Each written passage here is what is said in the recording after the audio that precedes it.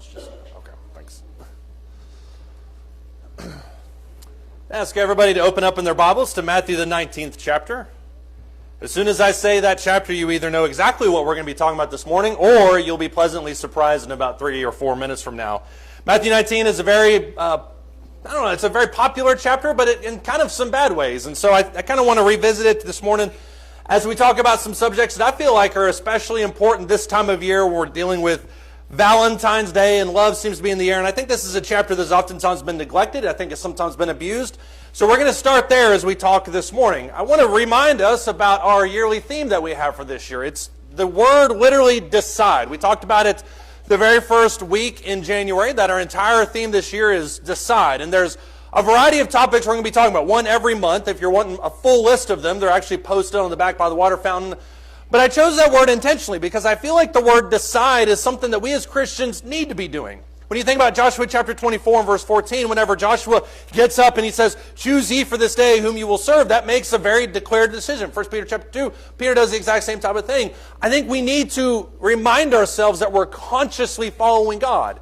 If not, it's very easy for us to just kind of fall into autopilot, fall into habits, but we need to constantly be deciding, choosing to follow God. And that word especially applies this morning as we talk about the idea of marriage. And so I want us this morning, and obviously if you've been married for any length of time, I hope you've already decided this, but I want you to decide that marriage is for life. And I know you're looking at me thinking to yourself, well, Brady, I decided that marriage was for life a whole long time ago. I decided that it was something that I would be in for forever. And I really don't think that's the mentality that a lot of people have. I think you see a lot of people in today's world that have this idea of marriage as being something that is an amplification of the relationship that they already have. We've already been together for, any scale I put here is going to be wrong, 6 weeks to 16 years. We've already been together for that long.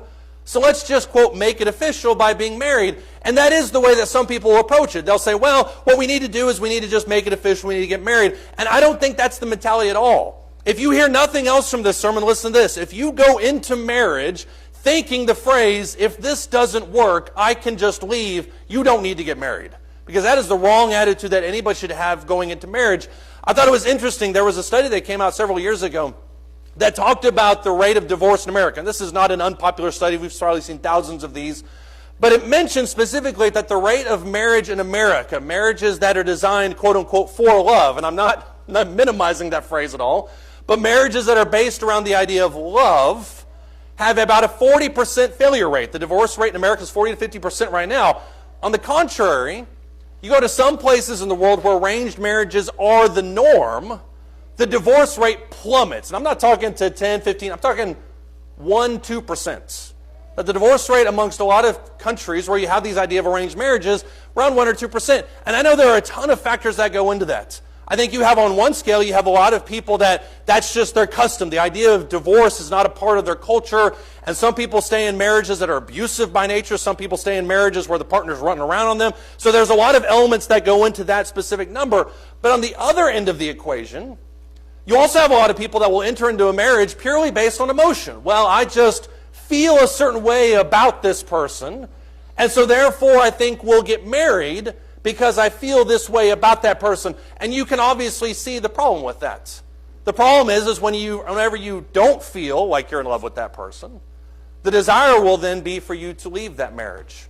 And so when I talk about deciding that marriage is for life, I mean going into it with the decision that we are going to stay together, that divorce is off the table. We'll talk about Matthew 19:9 here in just a second, but I'm going to go into this with the idea that divorce is off the table. And when you remove that escape clause from a marriage, I think your marriage fundamentally shifts. I think there are a number of things that take place once you decide that marriage is for life. Let's look at Matthew chapter 19. I want to start here in verse 1. Matthew chapter 19, starting in verse 1. When he says in Matthew chapter 19, starting in verse 1, he says, Jesus had finished these words. He departed from Galilee, came into the region of Judea beyond the Jordan. Large crowds followed him. He healed some people. Then the Pharisees came to Jesus. Notice how they're always just a thorn in everybody's side. Verse 3, the Pharisees came to Jesus, testing him and asking him, is it lawful for a man to divorce his wife for any reason at all? If you've heard any sermons on marriage, divorce, and marriage from Matthew 19, you know what's taking place here. You know that there are a couple schools of thought where people will say, well, You should never get married. And the Jews also have another school of thought that say, well, there are lots of reasons for divorce. There's no reasons for divorce, and there's lots of reasons. Pharisees are asking him to pick a side. In verse 4, he answered and said to them, notice how he completely avoids the question. He answered and said to them, have you not read that he who created them from the beginning made them male and female? And then said, verse 5, for this reason a man shall leave his father and mother and be joined to his wife, and the two shall become one flesh. Verse 6, they are no longer two, but one flesh. What therefore God has joined together, let not man separate. Verse 7, they said to him then, why then did Moses command to give her a certificate of divorce and send her away? Notice how they feel like they've got the trump card there. Verse 8, he said to them, the most pointed statement in this entire thing, because of your hardness of heart, Moses permitted you to divorce your wives. Well, listen to this, but from the beginning, it has not been this way. Matthew chapter 19, verse 8, what Jesus says in Matthew, in that second half of that verse, I think is so telling about marriage in general. It's so telling about the idea of love, the idea of relationships in general, that God designs something one way. And man always has to do the, yeah, but what if thing. And so God says, well, I'm giving you this blessing in the Old Testament. I'm giving you this idea of the Sabbath rest, for instance. I'm giving you this, and you can enjoy it, and you should rest, and you should think about God. You should spend time with your family. You should commune with each other. Yeah, but how many steps are we allowed to take? That's what I want to know, the Jews would say. And then God would say, well, I'm going to give you the temple. And the temple is an opportunity for us to commune together. It's designed to be a blessing. Well, yeah, but can I change money in the courtyard? I just want to know those things. You know how we sometimes do that with God's laws? Where God says, I'm giving you something, and you say, well, I don't really know about that. And so when Jesus says in Matthew chapter 19 and verse 8, from the beginning it has not been this way, you logically have to ask the question, what way was it designed? Genesis 2 points that out. Genesis 2 points out the fact that from the beginning it was designed that man should not be alone.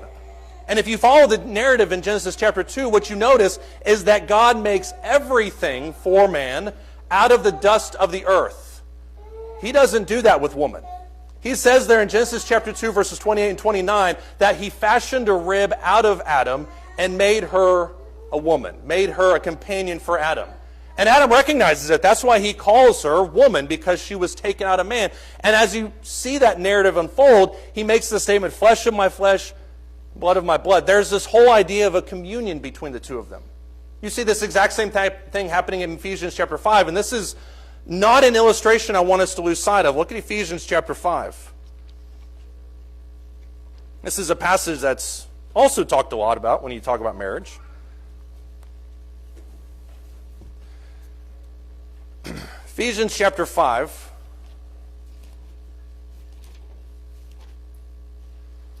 I feel like I'm finding every book except Ephesians 5. There it is. Ephesians chapter 5, starting in verse 25. We're going to jump right in with the husbands. Wives will leave them to the side there in verses 20 through 24. Look in verse 25. Husbands, love your wives, just as Christ also loved the church and gave himself up for her, so that he might sanctify her, having cleansed her by the washing of water with the word. That he might then, verse 27, present to himself the church in all her glory, having no spot or no wrinkle or any such thing, but that she should be holy and blameless. And this to me, verse 28, is the operative verse. So husbands also ought to love their own wives as their own bodies. For he who loves his own wife loves himself. For no one ever hated his own flesh, but nourishes and cherishes it, just as Christ also does the church, because we are members of his body. Verse 31, that communion gets even closer. For this reason, a man shall leave his father and mother and shall be joined to his wife, and the two shall become one flesh.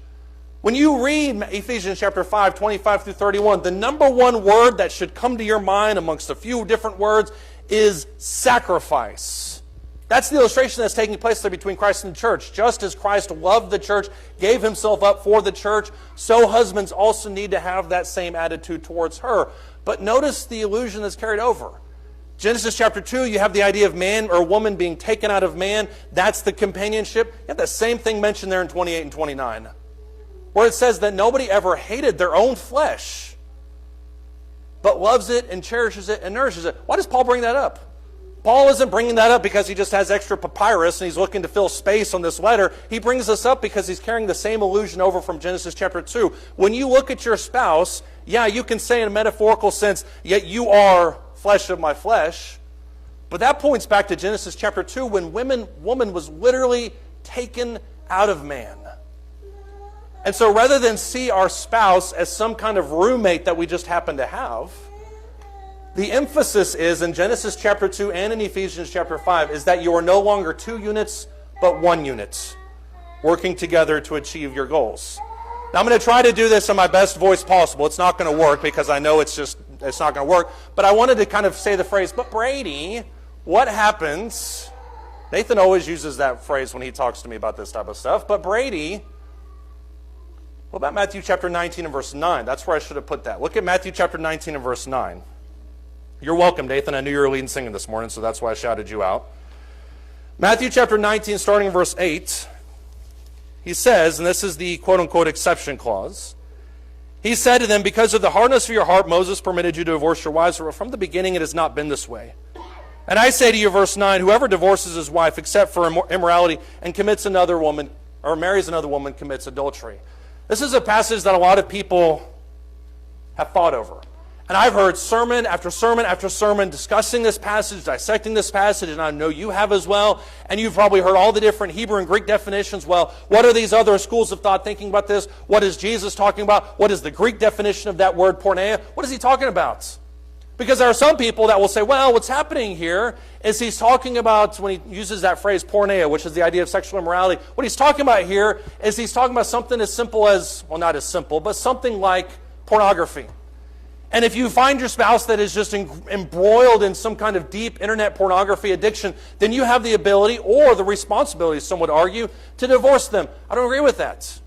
And there are other people that would say, well, porneia has the idea of some kind of physical element to that you can do everything up until the physical element of adultery. As long as you don't have that, then you can stay married. And all these different interpretations. And I think when you look at it from that perspective, if you're starting to dissect it in that way, I think you've missed the idea of what's after. If you look at Matthew chapter 19, verse 8, Jesus references, as we've already talked about, that from the beginning, this should have never even been a part of the equation.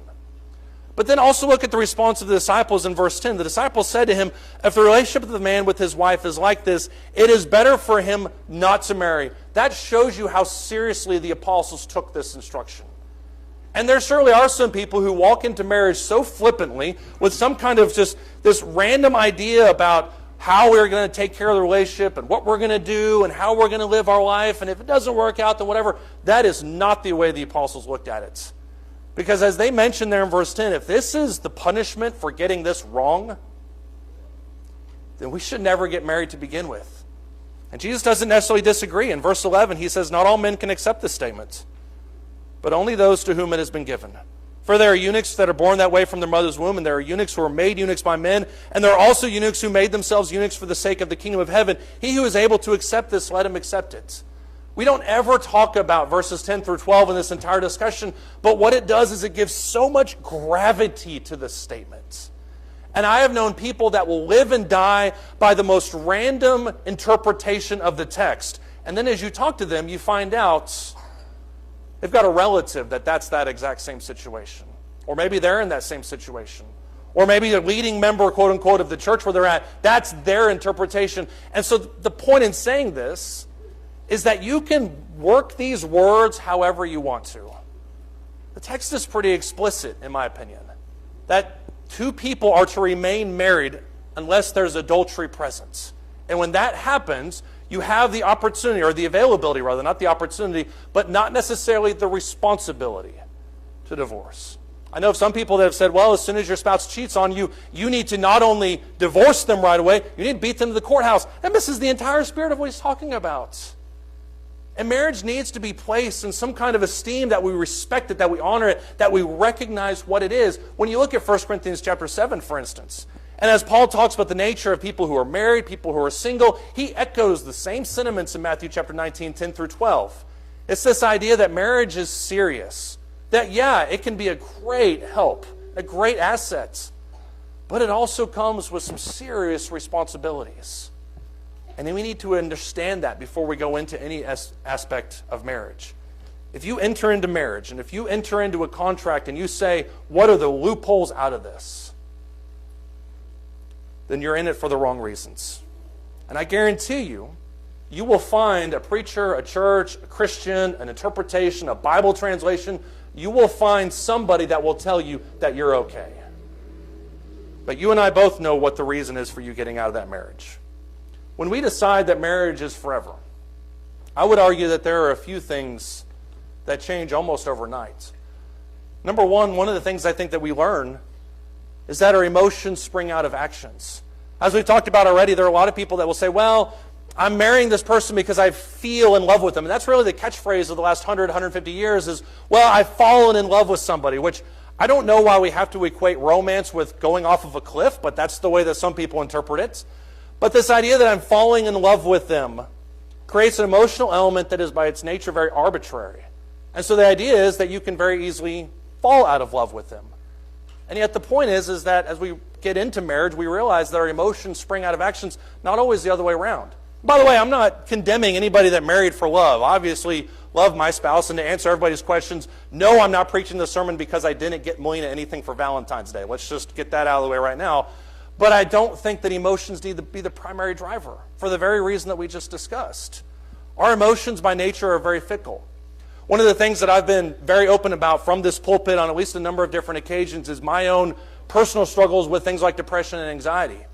And one of the things that I've noticed is that some of the times I won't go outside or I didn't used to go outside or deal with people because I was scared. I used to wait till I felt a certain way. And what that happens is it creates a self-replicating process where I don't feel a certain way about going outside. One day turns into 5 days turns into a month turns into years, and it just continues to get worse and worse. And what I realized is if you can force yourself to be with people, then a lot of those things kind of go by the wayside. And I think that's the same way it is with marriage.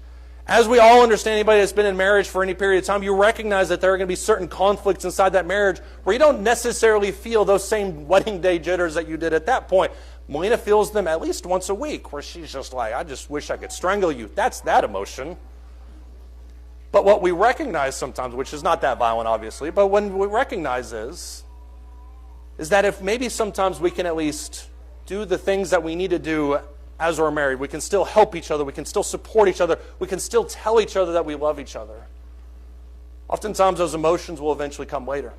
There's a fascinating study done in the 70s with Stanford. And what the professor did was he took his entire graduate level class and he divided them into two groups. One was prisoners and one was guards. And he put them in a building, and they were supposed to live in this building for, I think it was up to 3 weeks.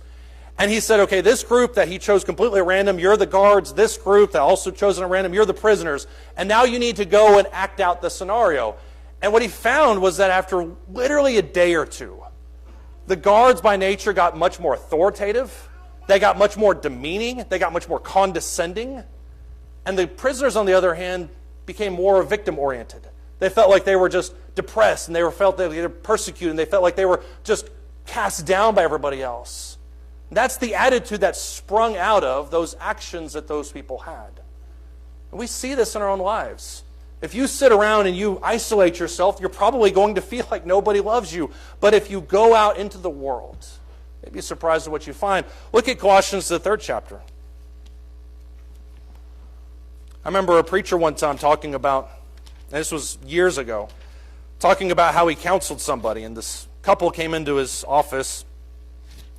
And the couple came in, and this guy, they were talking about all the different marriage struggles that they had. And the husband said, well, I just don't feel in love with my spouse anymore. And the preacher said, I don't know if this is true. It seems true. It seems like he would have said it. He looked right back at the husband, and he said, you need to love her again. And that's the decision that we have to sometimes have. I don't always feel these things, but I at least need to do them, because that's a decision I made a long time ago. Colossians chapter 3, starting verse 12. Notice how this list unfolds. It says, so as those who have been chosen of God, holy and beloved, put on a spirit of compassion, kindness, humility, gentleness, patience, bearing with one another, and forgiving one another. Whoever has a complaint against each other, just as the Lord forgave you, so also should you. Beyond all these things, put on love, which is the perfect bond of unity. Let the peace of Christ rule in your hearts, to which indeed you were called in one body. Be thankful. Let the word of Christ richly dwell within you, with all wisdom, teaching, admonishing one another with psalms and hymns and spiritual songs, singing with thankfulness in your hearts to God. And whatever you do in word or deed, do all in the name of the Lord, giving thanks through him to God the Father. You read Colossians chapter 3, verses 12 down through verse 17, and it reads like a list of emotions. The idea of being gentle, the idea of being kind, the idea of being happy, glorifying, being having peace in your heart, those all seem like emotions. And to 21st century minds, it's very easy to look at these verses and say, well, I don't know how I'm just supposed to develop these emotions. That's not how Paul would have viewed it. Paul would have viewed all of these as action-based. Look at this list again. Holy or humility, a heart of compassion, gentleness, patience, bearing with one another, forgiving each other, just as the Lord forgave you. These are things that we do, not necessarily things that we feel. If you go one book early, I think it is. Yeah, if you go one book early, Philippians, the 4th chapter, you see this, I think, a little bit more clearly. They're not emotional commands, they're physical commands, they're things you do. In Philippians chapter 4, starting in verse 6, we did this for an invitation several weeks ago. It's stuck in my mind ever since. But in Philippians chapter 4, starting in verse 6, he says, "Be anxious for nothing, but in everything by prayer and supplication with thanksgiving, let your requests be made known to God, and the peace of God, which surpasses all comprehension, will guard your hearts and your minds in Christ Jesus." Verse 6 is impossible for somebody like me. Because I don't do not being anxious. That's not a part of my ethos. It's not a part of who I am. And I know I'm looking at a group of people, probably about 30% of the people in this building can probably agree with me, where the idea of not being anxious isn't a part of your makeup. I'm always anxious for something. And so it seems impossible. And yet we all want verse 7, don't we? We all want the peace of God, which surpasses all comprehension, to guard our hearts and minds in Christ Jesus. We all want that. But we can't always do verse 6. Paul answers it in verse 8. Listen to these 2-verse couplets, if you will. Look at verse 8. "Finally, brethren, whatever is true, whatever is honorable, whatever is right, whatever is pure, whatever is lovely, whatever is of good repute, if there is any excellence, if there's anything worthy of praise, dwell on these things. Then the things that you have learned, the things you've received, the things you've heard, you've seen in me, practice these things, do them, and then the God of peace will be with you." Notice how verse 7 and verse 9 tie in together. When you look at verse 6 and it says, don't be anxious, and verse 7 gives the guarantee on the back end that the peace of God will be there, I want to get to that. I don't know how to avoid verse 6. Verse 8 clarifies it. Because if you think on these things, and you practice these things, and you learn about these things, and you do these things, the end of verse 8, or end of verse 9, the God of peace will be with you. We get it backwards sometimes when we look at marriage as being 100% emotional based, and then we look at our relationship and we think, I don't always feel all these different things that I used to. Some are way higher, some are a little bit lower, some are different. I just don't know how to handle this emotional relationship. But you know that your actions dictate your emotions, not the other way around. Number 2, we also realize that their growth is our growth. Have you ever met a couple that just really didn't seem like they loved each other? Or maybe, let's take it a step further. Have you ever met a couple that you really didn't think knew each other that well? Nobody needs to look at each other, and you certainly don't need to look across the auditorium. That's not what I'm getting at. But have you ever met those couples that it just didn't really seem like they know each other? We're coaching soccer and baseball and basketball and these things right now, so I'm dealing with a lot of different pairs from a lot of different walks of life, and it is fascinating to me how I'll say something to one spouse, and it's like the other spouse never even heard about it. Or I'll say something to this person about practice or about their kid, and the other person never even... it's like they don't really even know each other.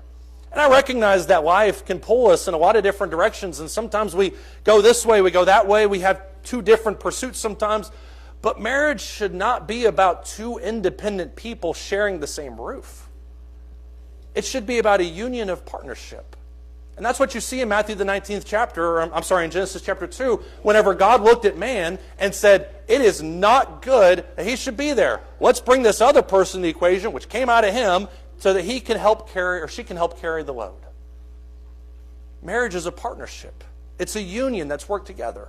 You can see, for instance, in the book of Proverbs, and we'll look at 2 different sets of this in case you just think I'm just being all negative all of a sudden, but you can look at the impact that one spouse will have on the other. If you look, for instance, at Proverbs 12, and all these are up on the board if you want to look at them. We're not going to take the time to read them. But if you look at Proverbs 12 and verse 4, 19 verses 13 through 14, 21 and verse 9, 27 verses 15 through 16, every single one of those passages is about how Solomon says it's better to live in the corner of a house than under a roof with a contentious woman. And by the way, it can very easily be flipped.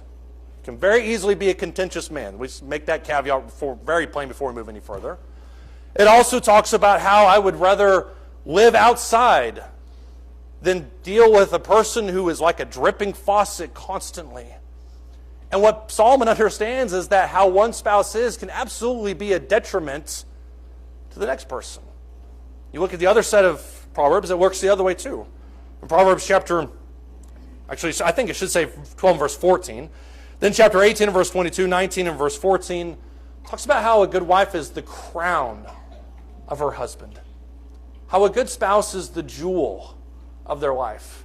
And you could even look at Proverbs chapter 31 if you wanted to and look at the virtuous woman, which is a great counterpoint to the negative verses, and see all the ways, and if you just did this, it'd be worthwhile. Just look at all the ways that a virtuous woman enhances her husband. How much easier her life or her work makes his, and vice versa. And what we realize eventually is that our work and our life is exponentially made better. Not 1 + 1 = 2, but 1 + 1 = 1,000. Our life is exponentially better when we work together.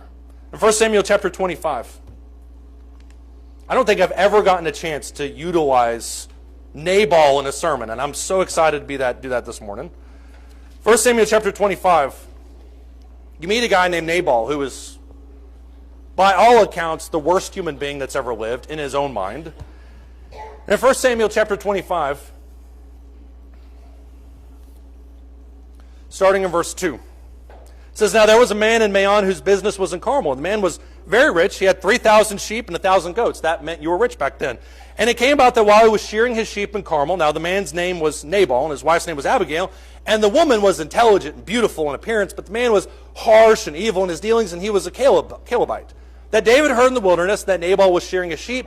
David then sent 10 young men and said to the young men, 'Go up to Carmel, visit Nabal, and greet him in my name.'" What David eventually says to him is, "I would love to buy from you or have some provisions from you for my journey." Nabal doesn't see it like that.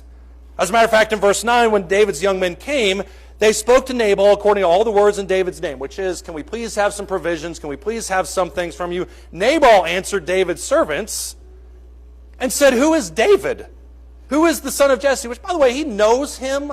Saul has been chasing him for a decade. He knows who David is. "There are many servants today who are breaking away from their master. Shall I then take bread and my water and my meat that I have slaughtered for my shears and give it to men whose origin I do not know?" This is the response from Nabal. Nabal looks at David's plea, "Will you please just go away? I don't know who you are. It's not worth my opinion. It's not worth my time. I'm not going to give you anything." David is livid.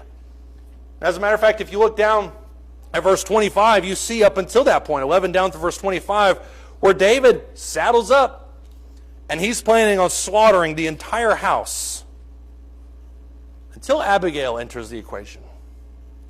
When Abigail saw David, she hurried and dismounted from her donkey and fell on her face before David and bowed herself to the ground. And listen to what she says to him. She fell at his feet and said, "On me alone, my Lord, be the blame. It's not her fault. Please let your maidservant speak to you. Listen to the words of your maidservant." Notice the humility in her voice. "Please do not let my Lord pay attention to this worthless man Nabal, for his name is, so is he. Nabal is his name, and folly," I really want to say, is his game. "Folly is with him.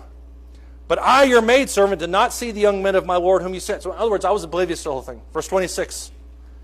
"Now therefore, my Lord, as the Lord lives, and as your soul lives, since the Lord has restrained you from shedding blood and from avenging yourself by your own hand, now then let your enemies and those who seek evil against my Lord be as Nabal. Now let this gift, which your maidservant has brought to my Lord, be given to the young men who accompany my Lord. Please forgive the transgression of your maidservant, for the Lord will certainly make for my Lord an enduring house, because my Lord is fighting the battles of the Lord, and evil will not be found in you all your days. Should anyone," verse 29, "rise up to pursue you and to seek your life, then the life of my Lord shall be bound up in the bundle of the living with the Lord your God. But the lives of your enemies he will sling out as far as the hollow of a sling. And when the Lord does for my Lord according to all the good that he has spoken concerning you, and appoints you ruler over Israel," notice what she knows about him, "this will not cause grief or a troubled heart to my Lord, both by having shed blood without cause, and be my Lord having avenged himself. When the Lord deals well with my Lord, then remember your maidservant." That is an enormous speech. But Abigail essentially, in 1 Samuel chapter 25, saves her husband's life. Now, she has no problem saying that he's worthless and that he's full of folly and that as rich as he is, kind of pin the pieces that it's probably not based on how intelligent he is, maybe on kind of how wicked he is. But she refutes everything that Nabal has said. Nabal says, I don't know who this guy. He kind of insinuates by the rest of that it's of no value to him if he helps David or not. It doesn't matter to him. Abigail, on the other hand, knows exactly who David is, knows where he came from, knows where he's going as king of Israel, and prostrates herself before him so that she can save the life of the entire household. Now, Nabal eventually dies in this chapter, but that's a woman that is that greatly outmatches Nabal. Nabal, in today's vernacular, punched way up in regards to that marriage situation. And she saves his life at a time when he probably didn't deserve that type of grace. David recognizes that. Later in that chapter, David sins after Nabal dies and takes Abigail to be his wife. That's the type of spouse that we should all aspire to be. Not the spouse who calls each other names behind our back and say, well, follow his game. Not that necessarily, but somebody who acts in your best interest when you're not really even around. Maybe sometimes when you don't deserve it. What I think is fascinating is when you look, for instance, at the book of Acts, and you see in the book of Romans, you see people like Aquila and Priscilla. Have you noticed you never see their name apart from each other, to my knowledge? You always see Aquila and Priscilla working together. They're working together to teach Apollos. They're working together, Romans chapter 16, that Paul gives them out. The very first name that he mentions there. When you look at somebody like Ruth and Boaz, Boaz, who is an extremely wealthy man and who has everything that he could possibly want in his life, chapter 4 shows just how much his life is made better by Ruth's presence. And Ruth likewise. And that's the type of relationship that we need to have. And if you're not in that type of relationship, that's the type of spouse that we should aspire to be. Because we realize that we're only going to go as far as our spouse goes. And that to work against them is to work against ourselves. I think that's a very similar relationship sometimes that we have with Christ. When you remember Acts chapter 5, Gamaliel's account, when he says, I'm not going to be found to be fighting against God, Gamaliel looks at the situation as it unfolds and he says, I'm not really sure about how this is going. One thing I know for sure, I want to be on God's side. And in our relationships with God, that's what we need to be doing. We need to think about whose side we're on. Are we sitting here working against God? Or are we actively working with Him? That's the relationship that we need to have, where we're always trying to serve Him, to obey Him, to spread the borders of His kingdom, as was mentioned this morning, and to always be pleasing to Him. And if we can help you with that, we ask that you come while we stand and sing.